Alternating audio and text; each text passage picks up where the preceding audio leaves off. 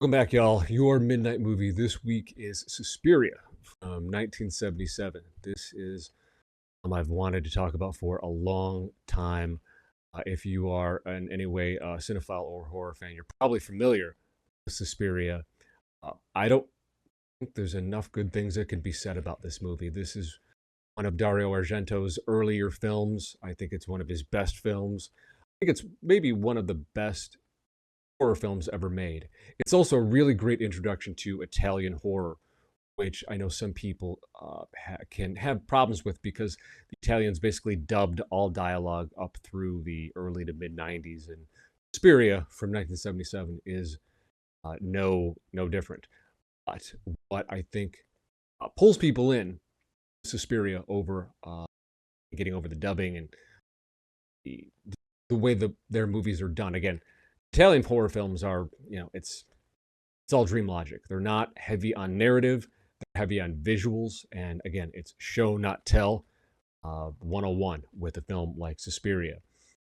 Suspiria is, like I said, foundational Italian horror. It's a supernatural horror film, one of Argento's best. And it follows basically a young woman named Susie Banyan, played by Jessica Harper.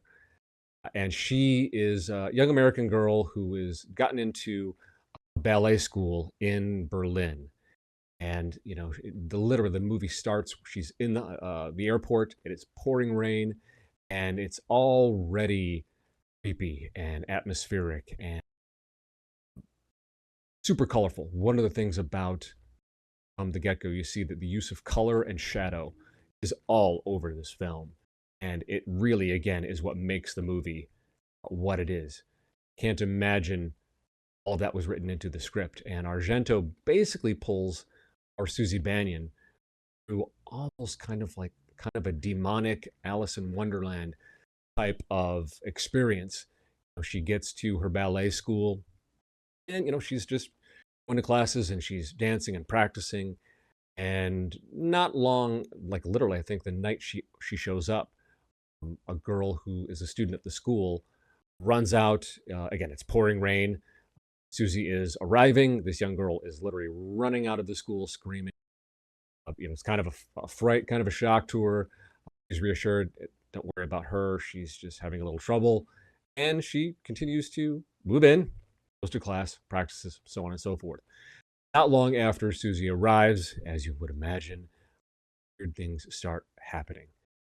A lot of whispering going on between students themselves, between all of the headmistress and all of the teachers at the school, all of which are women, and that'll be explained in a second. And she's like, okay, I'm in a different country, I'm in a different schools. I just need to sort of just acclimate and focus and all of that. Of course, gets more than an education, or she gets an education in terror. Just it's a slow dissolve into, again, just a almost psychedelic type of horror. There are really this movie does have a lot in common, I should say, with sort of the slasher genre, and there's nothing wrong with that. Really creative kills, if you're into that. I'm not particularly about that. For me, it's I want to be transported. I want to be pulled into a different world. But because it is a Dario Argento film, those are pretty intense from literally the very beginning of the film. It kind of only accelerates from there. There's at least one or two in this movie that I just like, oh, I have to look away. I won't spoil what they are for you if you haven't seen it. But yeah, I think sometimes, where in the world did he come up with this premise? But yeah, that's what makes Argento Argento. In addition, I think the extreme colors, the really heavy, spooky vibe of the film, look of the film, is such a beautiful contrast to Jessica Harper, who plays Susie. She's got these big eyes. She's very innocent looking and innocent acting. You immediately buy her as sort of a fish out of water, maybe a young woman from maybe the Midwest or the United States, a small town. Not stupid, but innocent. And I think people, kind of confuse too. As a Midwesterner myself, just because we're polite doesn't mean we're pushovers. And Susie certainly isn't. It's fun to see sort of like this character who is light and purity and innocence, and that's what she is, really dropped into the middle of what we will learn is a coven. Uh, one of the teachers at the school is played by here is Joan Bennett. Joan Bennett, if you're sort of a classic horror fan and you know the series Dark Shadows, Joan Bennett is the head of the Collins family, and that gothic soap opera that ran for like 7 years on TV. And she's beautifully cast as one of the, either if she's not the headmistress, she's one of the teachers. It's sort of fun to see this classic American actress in this movie with all these other, all of these teachers and faculty of the school are all some level of middle-aged to mature women of the either European or American screen. So Dario really nailed it with the casting. And so they have this countenance, this sort of power and air about them, which is a total uh, counter to the innocence and, in many ways, ignorance of characters like Susie Bannion, who, she really thinks she's just here to go to school and to learn ballet and so forth. And the mystery of what this place really is, why Susie's there, starts to unfold. And one of the things that I guess is you might consider a trope, but what I think is a lot of fun as you're watching the movie is watching Susie interact with her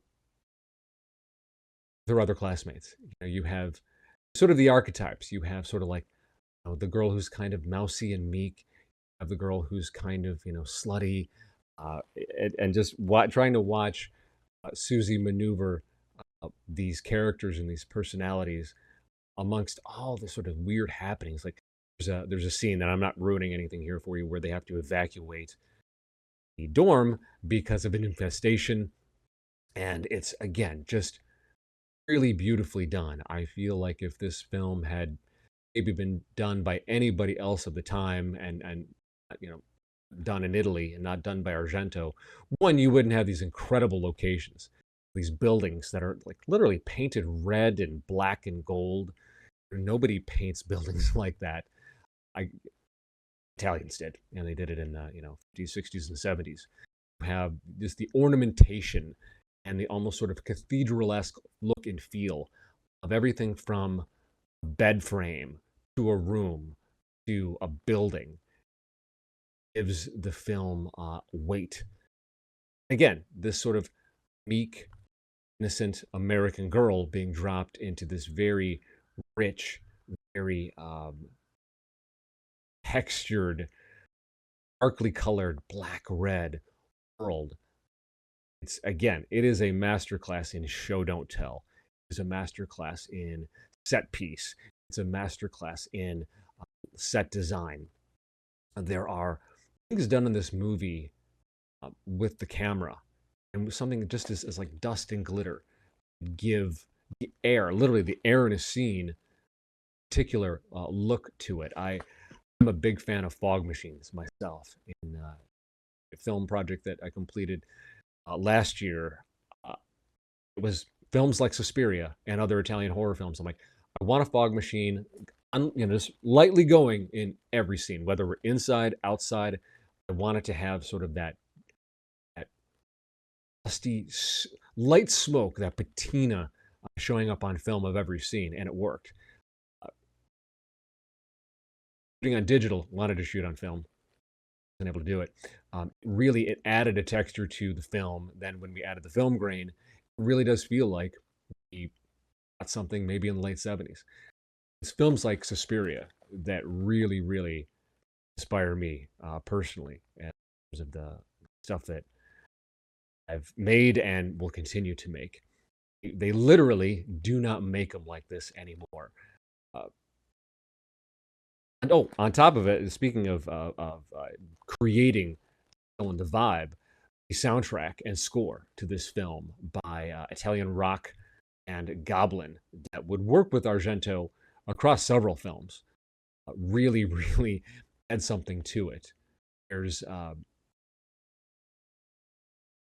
unconventional use of different musical instruments. It's not like hard guitar like you would expect. Hard guitar does show up in some of Argento's films, like in the '80s. But, this is into the '70s, so you've got a lot of like tinkling. There's some harp, um, strings, but not quite. It's almost hard to explain. I'm sure some of it might be synthesizer, but it doesn't sound like a John Carpenter film.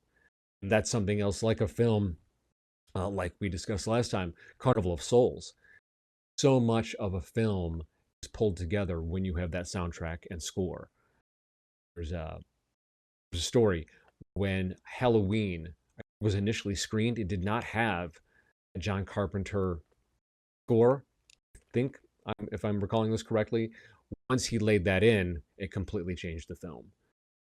It's hard to imagine something like Halloween without synth score. It's impossible to think of a film like Carnival of Souls without that sort of gothic, churchy, spooky organ. And sure, Suspiria would not have had the impact that it wouldn't have that sort of magical, witchy feel that it does, literally from first frame, were it not for the work of Goblin and soundtrack. So, yeah, this movie clocks in at about 99 minutes. And to me, it feels so much longer in a good way. This movie it really does feel like a daydream. Yeah, nobody nails dream logic like the Italians do. I I can't stress enough. I feel like Suspiria. I think the reason I'd return to this movie is because while it's foundational, while it's benchmark, while so many filmmakers love it, I've never really seen anyone lean as hard into aesthetic and color in a contemporary dark fantasy or horror film like Argento does with Suspiria. And then its sequel, there was a sequel done years later in 1980 called Inferno, which doesn't really get its due. I think it's as good. I think it's a great follow up. It makes a great double bill, Suspiria and Inferno. I think it was when uh, Argento was really at the height of his powers. I feel like Argento, for me personally, he kind of goes off the rails by the mid '80s, and for me doesn't really get it back until, frankly, a couple years ago with his film Dark Glasses. I was shocked that the man is now in his 80s. He delivered a horror film a couple years ago, Occhiari Nero, or Dark Glasses, and I went in preparing to be underwhelmed, and damn if he did not knock it out of the park. Don't know why that is, but he absolutely nailed it. It's the very sort of beginning of Argento's career that I like a lot, and then again these last film that he did a couple of years ago, uh, Suspiria, its sequel Inferno, the uh, pure Giallo film Tenebrae is also a great one. The one where he sort of loses me is Phenomenon, which is it's unfortunate because he did it with Jennifer Connelly and Dr. Loomis. I think here. Um, hear him. Sorry, guys. Donald Pleasance, the great Donald Pleasance. Incredible cast for a Phenomenon, but it doesn't really talk about dream logic, nightmare logic. It's a little too slapdash for me. I feel like a little more time in the editing have really put Phenomenon in the same place as a Suspiria or a Tenebrae. But unfortunately, didn't have. It's still worth watching. I think afternoon watching Dario Argento films is really the way to go. His big one he started was The Bird with the Crystal Plumage, which is again a sort of a classic giallo murder mystery. Absolutely love that film. There's Cat of Nine Tails, which I'm not as familiar with. I don't know how I missed that one. Then boom, Suspiria, Inferno. He believe is a producer for two really popular Italian horror films, Demons and Demons 2, which again, very light on narrative. It's really people that have been trapped in a theater, slowly being turned into demons and trying to flee from demons. It's a fun watch, but it's not super meaty in terms of uh, story. It also isn't super meaty in terms of the showing. It's sort of like a exhibit in special effects.